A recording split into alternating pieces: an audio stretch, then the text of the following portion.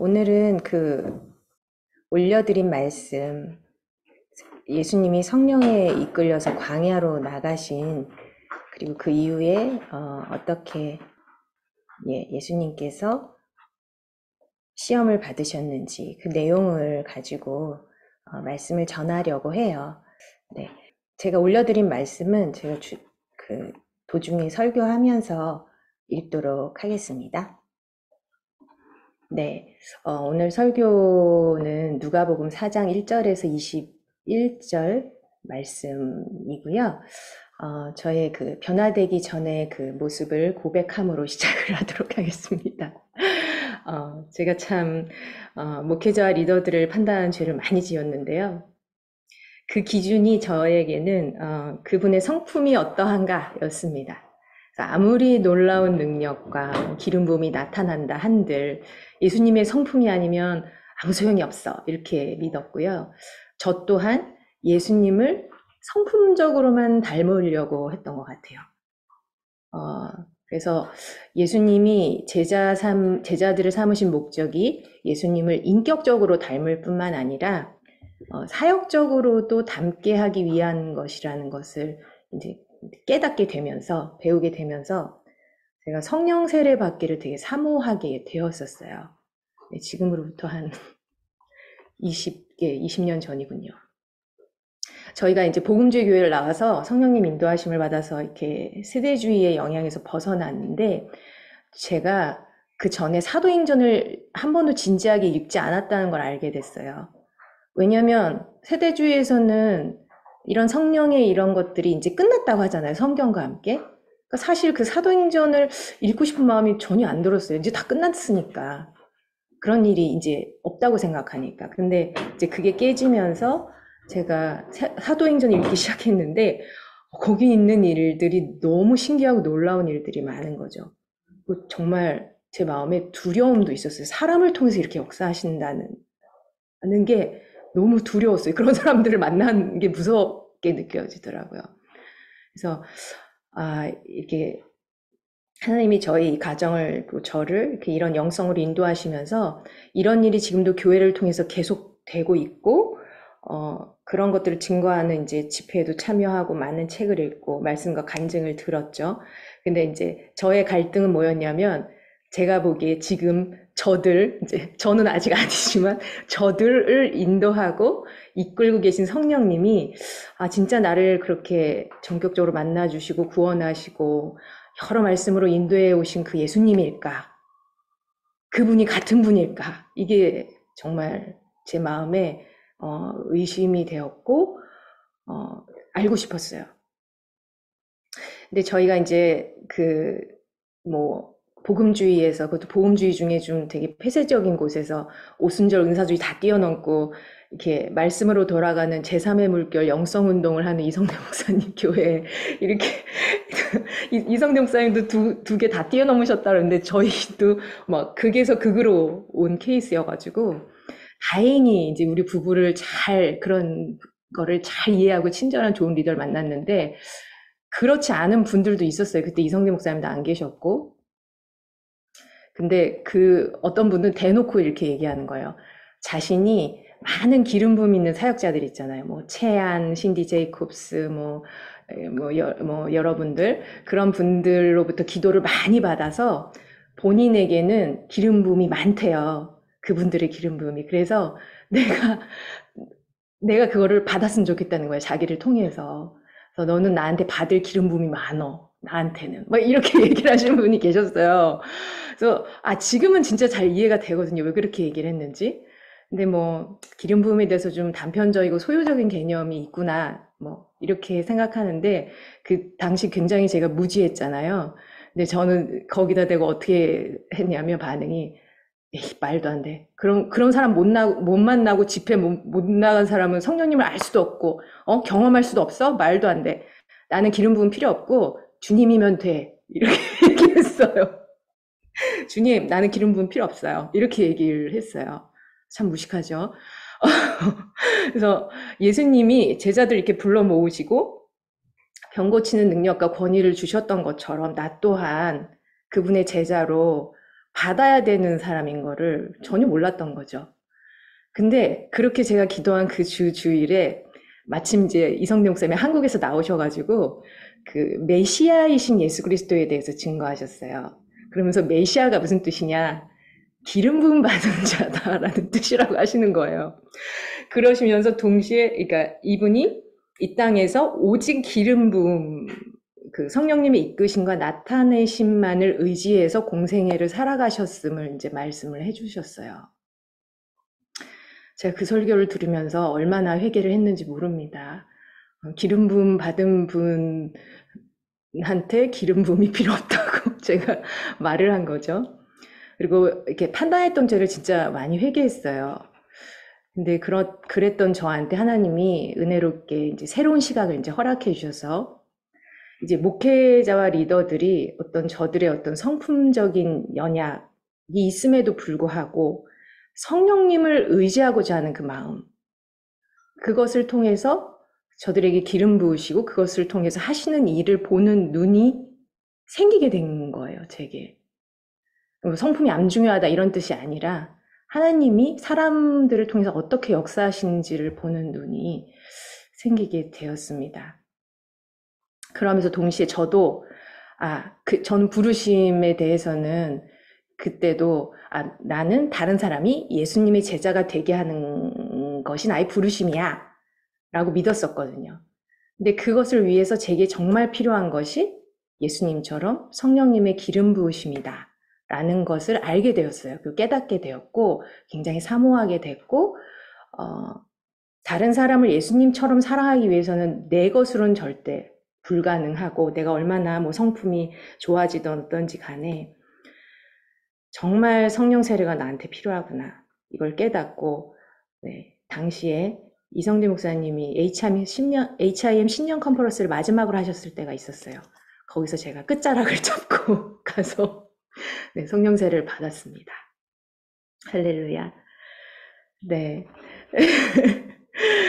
네. 하나님의 아들이신 예수님이 그 주님의 그 신성을 내려놓으시고 이렇게 오직 성령님의 기름 부음으로 사역하신 것에는 준비 과정이 있었다는 것을 제가 알게 되었어요. 그것이 광야의 40일이셨습니다. 하나님 나라 사역과 또 제자들과의 삶을 준비하는 이 시간과 공간으로 성령님이 굳이 광야를 선택하시고 그것으로 이끌어 올리셨더라고요. 그래서 이 예수님이 광야에 가실 때는 성령 충만하셨다고 돼 있어요. 그러니까 물 세례를 받으시는 동시에 성령 세례를 예수님 받으셨잖아요. 그래서 40일간 성령 충만해서 광야에서 마귀의 시험을 받으시고 그 광야에서 나오시면서 성령님의 권능을 입고 갈릴리로 돌아오셨고 하나님 나라 사역을 시작하셨다고 누가복음은 증거하고 있습니다. 예수님의 그 하나님 나라 사역은 말씀만 전하는 게 아니었잖아요. 하나님 나라를 권능으로 증거하는 이적, 표적, 축사, 병고침 등이 다 포함된 것이었어요. 그래서 예수님은 이 여정에 성령님에게 완전히 의탁된 삶을 사셨고 이것을 통해서 사단이 뺏어간 그 잃어버린 통치 권세를 되찾고 하나님 나라를 세우는 일을 이 땅 가운데 하셨습니다. 예수님은 사실 신성이 있으신 분이잖아요. 근데 하나님 나라 사역을 왜 그 능력으로 하지 않으시고 오직 성령님의 기름 부음에 기대서 하셨을까? 그것은 바로 예수님의 사랑하는 제자들, 완전히 인간인 제자들, 우리를 포함해서 우리를 위하셨기 때문이죠. 이 되찾으신 통치 권세를 죄인이었다가 이제 자녀되고 이제 막 제자된 우리를 통해서 이 세상에 풀어놓기를 원하세요. 하나님은. 근데 또 하나님은 아십니다. 우리가 아직 얼마나 이 마귀의 유혹에 약하고 또 세상의 더럽힘, 우리가 알 수 없는 더럽힘이 있고 동시에 우리에게도 아담을 창조하실 때 주셨던 그 어마어마한 잠재 능력, 재능, 그리고 성령님이 오셔서 주신 은사들, 선도 악도 행할 수 있는 그런 능력이 있는지 다 아시면서도 우리를 사랑하시고 예수님을 통해서 그분의 의로움과 거룩함을 아낌없이 주시려고 하시고 그 동일한 기름 부음과 예수님의 이름의 권세로 그 예수님의 사역과 소명을 이어갈 수 있게 하셨어요. 그런 우리한테 정말 필요한 게 바로 이 성령님의 인도하심, 이끌림이라고 믿습니다. 그리고 이것을 배우고 준비되게 하는 곳이 광야인 것이죠. 그래서 우리 또한 광야에 있다가 나오기도 하고 또 광야에 지금 있으신 분도 있고 또 나오신 분들도 있고 또 우리가 또 어쩔 때 또 다시 광야에 들어가기도 하는데 예수님이 그런 우리를 위해서 광야에서 어떤 시험을 받고 통과했는지 살펴보길 원하고요. 우리를 광야로 이끄시는 성령님을 신뢰할 수 있기를 원합니다. 예수님의 여정과 같이 우리도 성령 세례 받고 성령 충만을 받고 그리고 광야의 시험을 통과함으로써 성령님을 의지하는 법을 가르쳐 주신다고 믿습니다. 네. 자, 그럼 이제 요단강에서 한번 시작을 해볼게요. 자, 이 모든 게 요단강에서 시작됐어요. 예수님은 세례 요한을 통해서 침례를 받으시면서 죄인인 사람들과 자신을 동일시하셨어요. 그렇게 공생애를 시작하셨어요.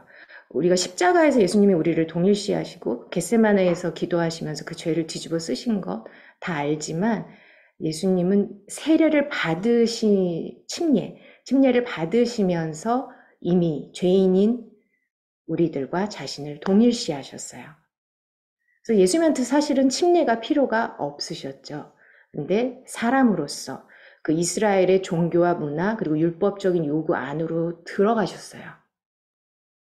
근데 그 현장에 신기하게도 하늘이 열리고 목소리가 들리면서 너는 내 사랑하는 아들이라 내가 너를 기뻐하노라 그 하나님이 직접 말씀하셨잖아요. 그리고 성령이 비둘기 모양으로 예수님에게 내려왔고요. 그러니까 예수님은 세상에서 사람의 모양으로 자기가 동일시하셨지만 하나님께서는 그 실제로 누군지를 친히 증거해 주셨더라고요. 그는 정말 하나님 아들인데 그거를 스스로 비워서 내려놓는 현장에서 하나님 말씀을 해주신 거예요. 그래서 우리 빌립보서 2장 5절에서 8절 말씀, 예수님의 그 마음을 받으라고 이렇게 하는 말씀 제가 한번 읽어보겠습니다.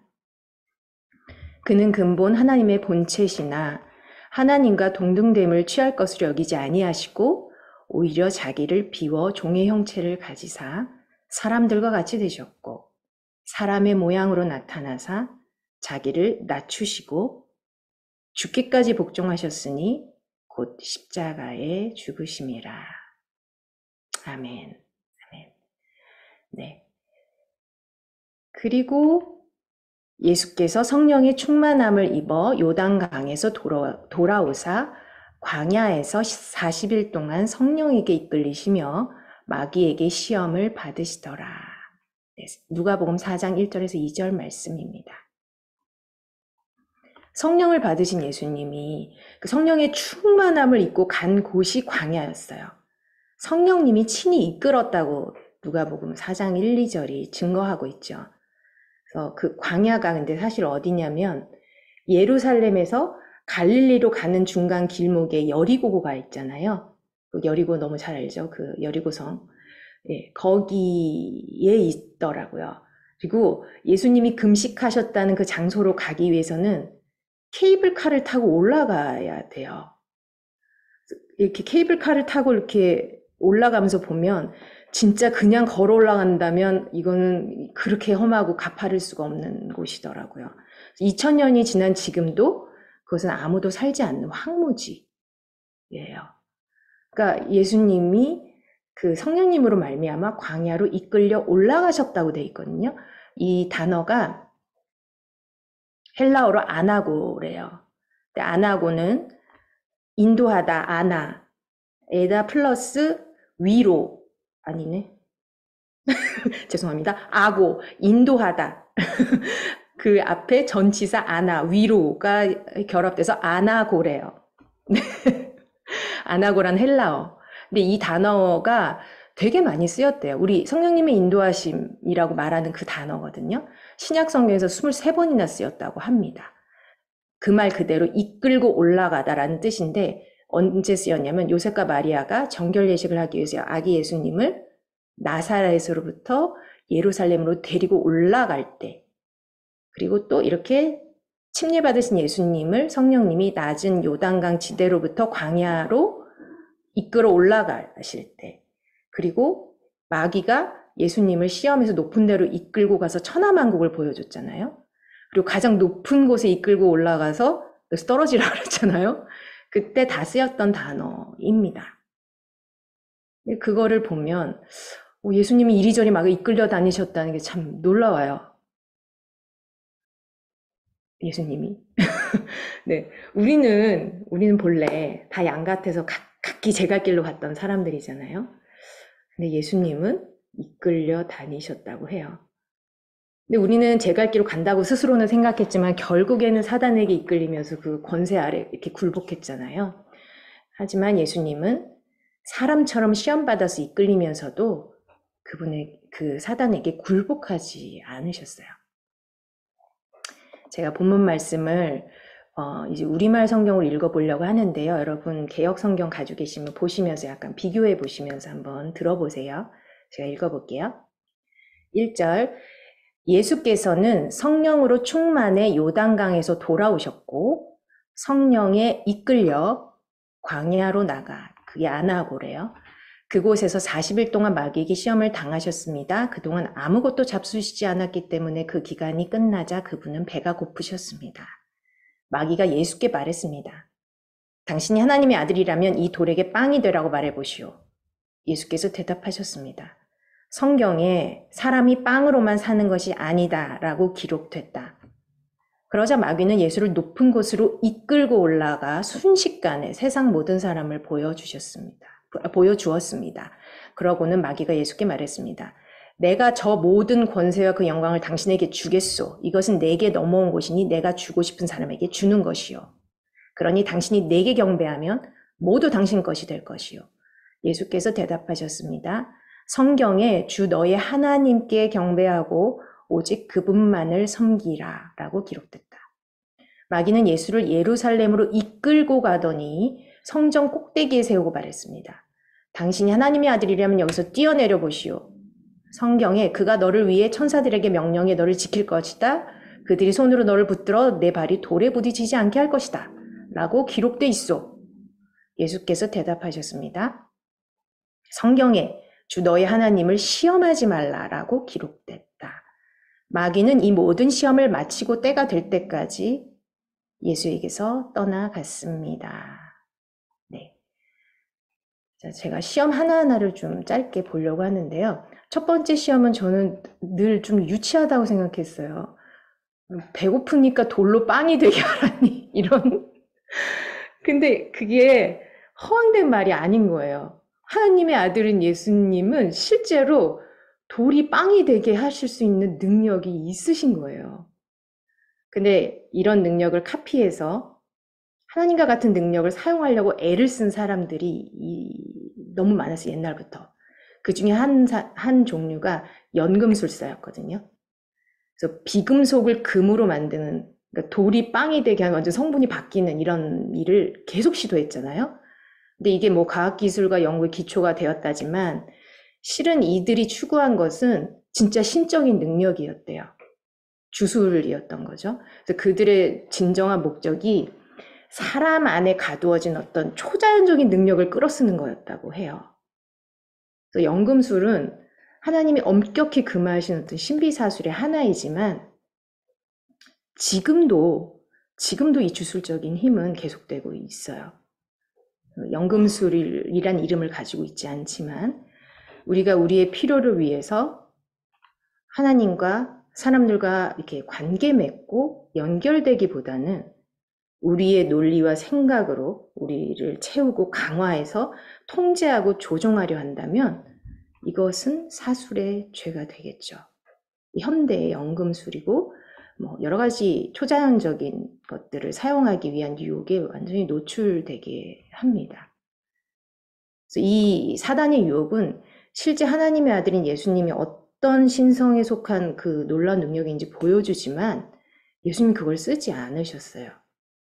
우리를 위해서 그거 쓰는 것을 포기하셨습니다. 그리고 이렇게 얘기하셨죠. 사람이 빵으로만 사는 것이 아니다. 자, 두 번째 시험을 보겠습니다. 예수님을 마귀가 높은 곳으로 이끌고 올라가죠. 안 하고 해가지고 아담과 하와한테 했던 대로 거짓말이 아닌 그 말로 시작해서 결국 거짓말로 이제 유혹을 해요. 근데 앞말은 맞잖아요. 하나님이 사실 모든 생물을 다스릴 통치 권세와 사명을 아담에게 줬는데 아담이 그거를 사단한테 넘겨줬죠. 원죄를 짓고. 그래서 자기한테 넘어왔다는 게 진짜 참 사실이에요. 그러나 예수님이야말로 그 잃어버린 권세를 되찾아서 오직 그분만을 섬기는 하나님 나라로 회복할 장본인이잖아요. 누가복음 19장 10절 이번에 그 AIM 사역자학교에서도 이성래 목사님 증거하셨는데 표준 세번역에는 인자는 잃은 것을 찾아 구원하러 왔다 라고 되어 있다고 합니다.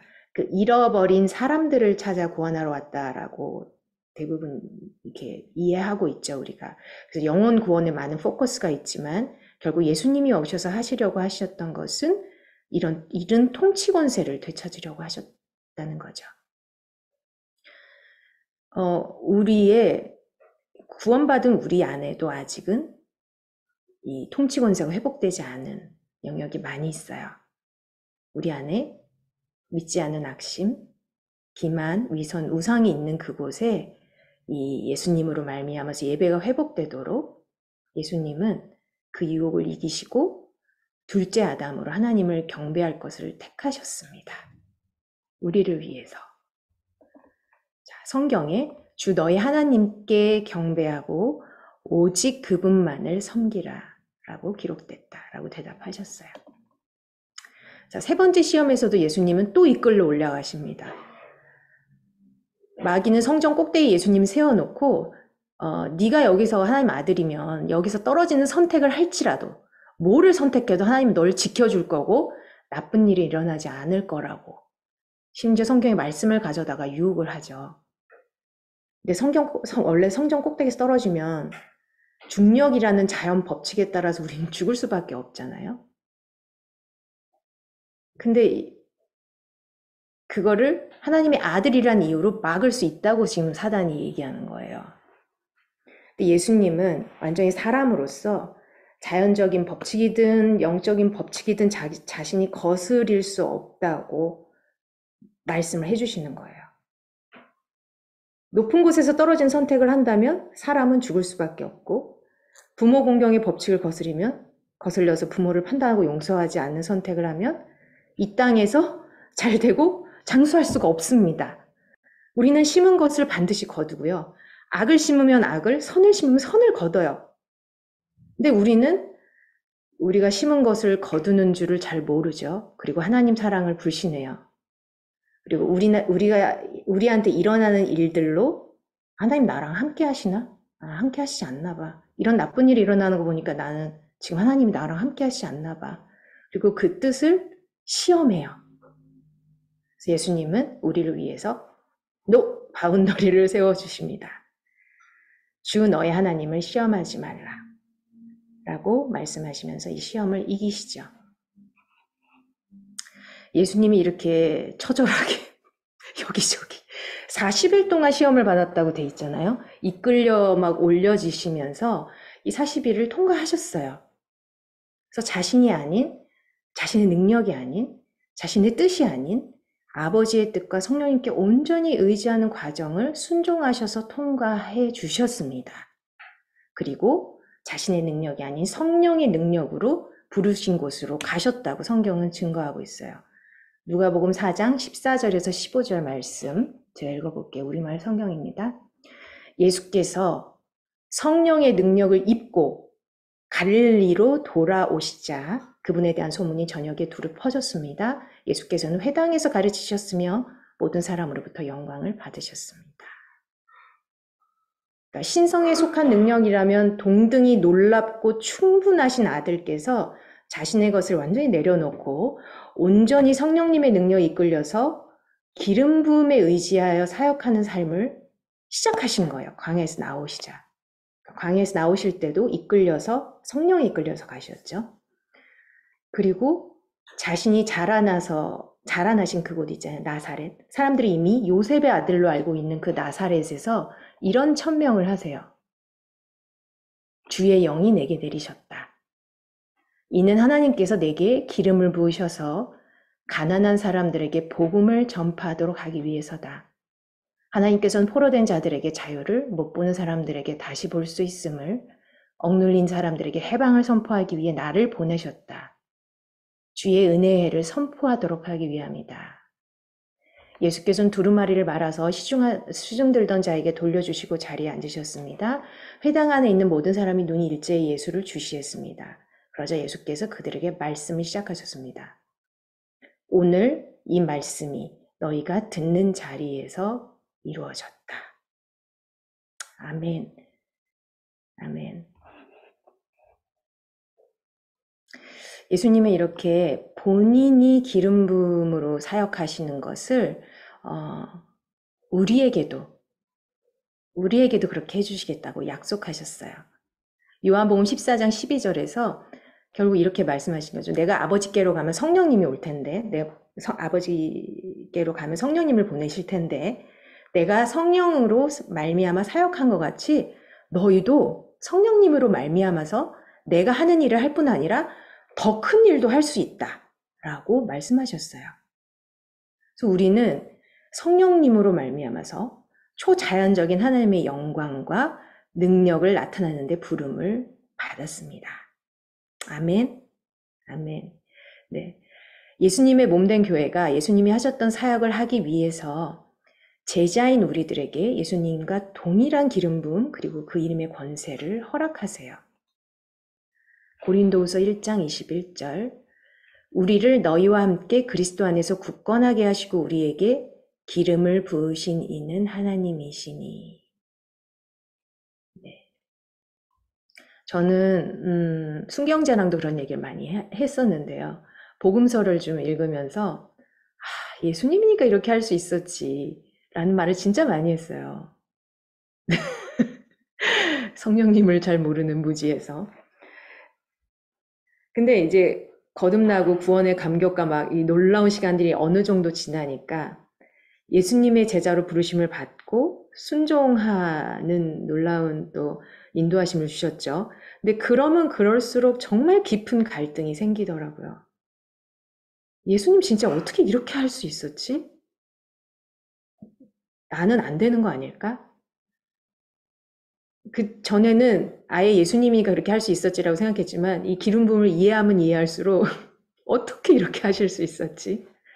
내 안에 그 미움과 원망, 또 사랑이 없는 마음, 또 상처, 회의감, 뭐 불신, 수치와 두려움, 그 무능한 어떤 자아의 그 깊은 죄성을 직면할 때마다 얼마나 낭망하고 좌절하였는지 나는 안 될 것 같아. 아직 준비가 되지 못했어. 이런 생각을 참 많이 했어요. 근데 그럼에도 불구하고 은혜를 주시고 또 어떤 성령 충만해서 그 음성을 듣고 선택하고 이끌려 간 곳이 광야였던 적이 너무 많았어요. 제가 이거 준비하면서 제가 부르신 교회 갔던 거, 뭐, 결혼해서 주님이 이렇게 인도하셨던 거, 복음주에서 나와서 이렇게 성령 운동에 가게 된 이런 모든 선택들 가운데 주님의 음성이 있었고, 선택했고, 이끌려 갔는데, 광야네. 이런 적이 너무 많았거든요. 그래서 어제도 아버님하고 그걸 나누면서 진짜 좋은 시간을 가졌는데, 여러분도 그러실 것 같아요. 그쵸? 제가 그런 간증을 하기엔 좀 시간이 부족해서, 네, 저도 그렇다는 것을 그냥 말씀드리고, 이제는 정말, 이 말씀들을 통해서 저희가 담대했으면 좋겠어요. 예수님도 광야에서 하나님 나라 사역에 준비되셨고, 그러면서 배우셨고, 의지하는 것을 순종하는 것을 배우는 과정을 우리를 위해서 거치셨다는 게 참 놀랍습니다. 정말 주님이 이 광야에서 나오시는 포인트가 너무 소망이 돼요. 그래서 저는.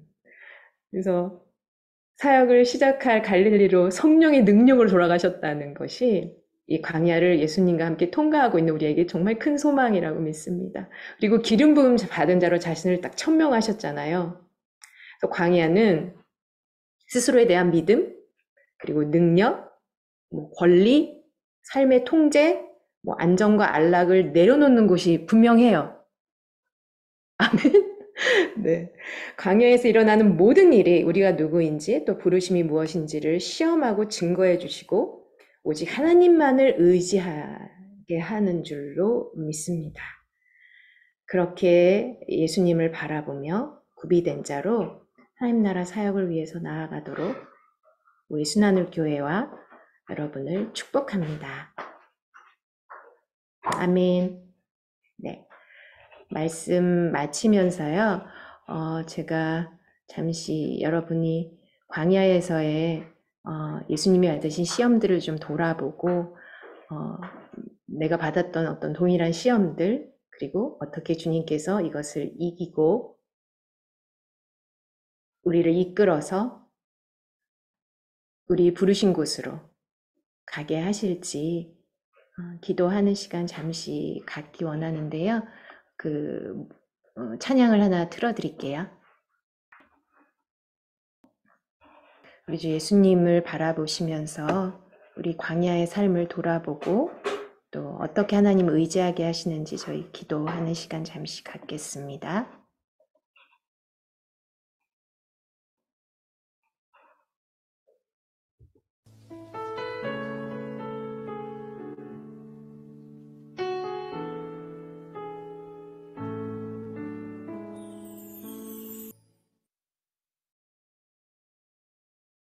하나님 감사합니다. 오늘 우리의 스승이시오. 우리가 참 본받고 또 온전케 될 때에 그 스승과 같이 될 제자인 우리들이 예수님의 그 여정을 보며 또 성령의 이끌리심을 보며 우리에게 주신 그 삶을 이해하는 그 마음을 주시는 줄 믿습니다.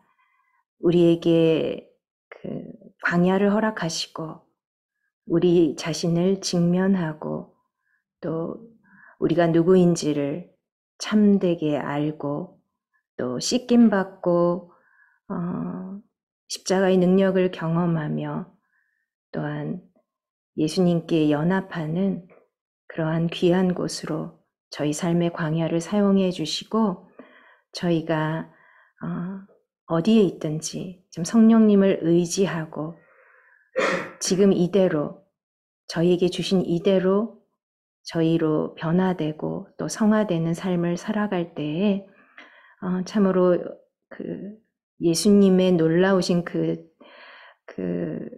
사명, 하나님 나라 사역과 사명을 계속 이어가는 자로 준비되고 구비되고 또 그 사역을 하는 자로 저희를 계속적으로 성장시켜 주실 줄 믿습니다. 하나님 감사합니다.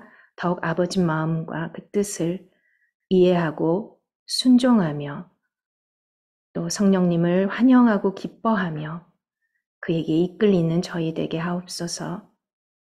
예수님의 이름으로 기도했습니다. 아멘.